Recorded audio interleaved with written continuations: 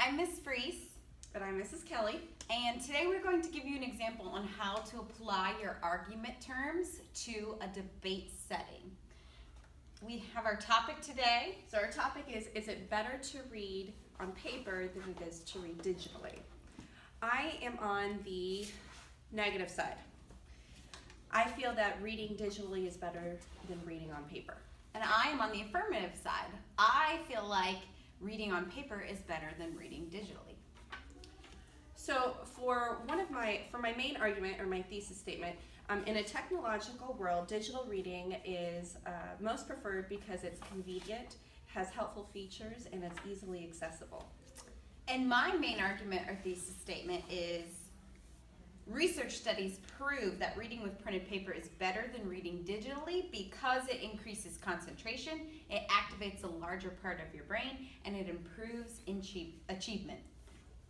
So for my first claim, I feel that reading digitally can help special needs people. I feel that if you have things like dyslexia, you can enlarge the font. It can be helpful for anyone, especially with disabilities.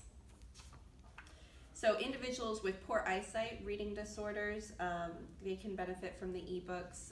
Like I said, they can enlarge the font, they can glow their back screen more. So that provides a wide range of options for changing the text size and spacing of lines.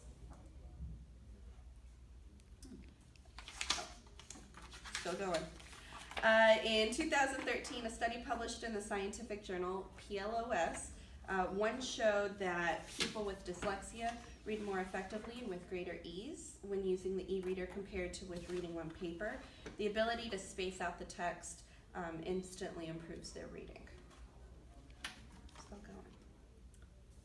You and me, just go to that. Yeah, okay. What she said was actually one of my counterclaims, so I'm going to provide a rebuttal to her. And I have, for my rebuttal, digital formats do have these extra features, but there are books also designed to have these extra features, such as large print books.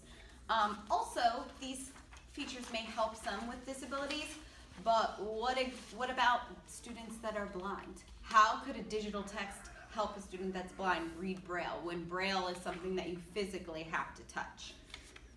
Okay, so I'll rebuttal that. Well, digital reading and its special features may not allow students who are blind to read Braille yet, it does offer the options for read aloud, which can be supplemented by reading a printed text, which is called multimodal reading, and it helps increase comprehension. Fair. I'm going to go into my first claim, which is about how students prefer to read on paper because it helps prove their concentration.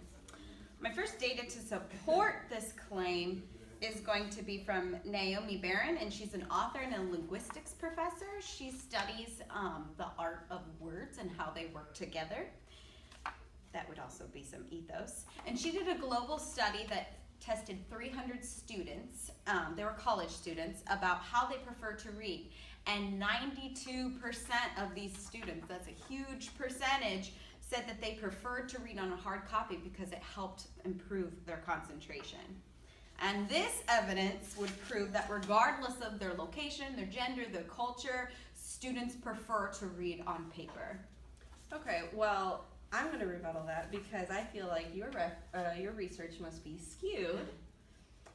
I found a study published in the Journal Library of Information Science Research that out of 143 10th grade students, most preferred e-readers.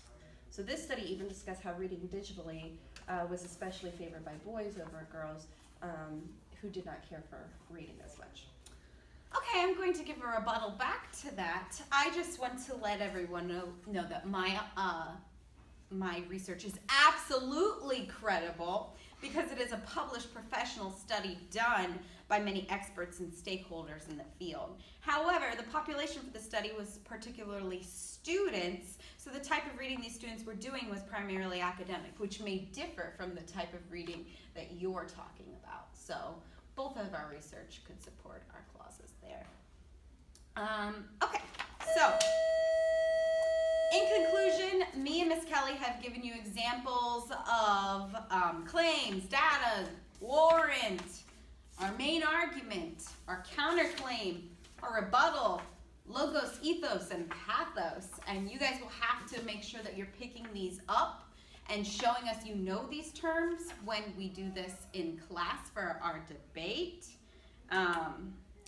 Remember, in the debate, your claims and your counterclaims and rebuttals, they won't go in order. So it's important that you have clear notes, that you're listening to your opponent's ideas so that you know when you can use your evidence that maybe you were planning on saving for later. You might be able to use it for rebuttal for one of their claims. Make sure that your debate graphic organizer is filled out that argue against your opponent's ideas. You may want to use highlighters to highlight the different logos, ethos, pathos. We did that, and it was very helpful while we were going. That way you know what types of cards to hold up. Also label your claim data warrants so you know when to hold up those cards. Your claims may end up being rebuttals and vice versa, so think on your feet using the logos, facts, and examples as evidence as your guide. And yours won't go as fast as we did because you'll have a group setting, but we just wanted to give you an example. And I just want to reiterate the fact that this debate does not test your opinions, your feelings, your ideas about a certain topic. That is not what I'm interested in. I'm interested in, can you apply these argumentative terms to this setting, and can you argue your side whether you personally believe it or not? Okay, so thanks for watching. Hopefully this helps give you some example of what you're going to see tomorrow. Thanks.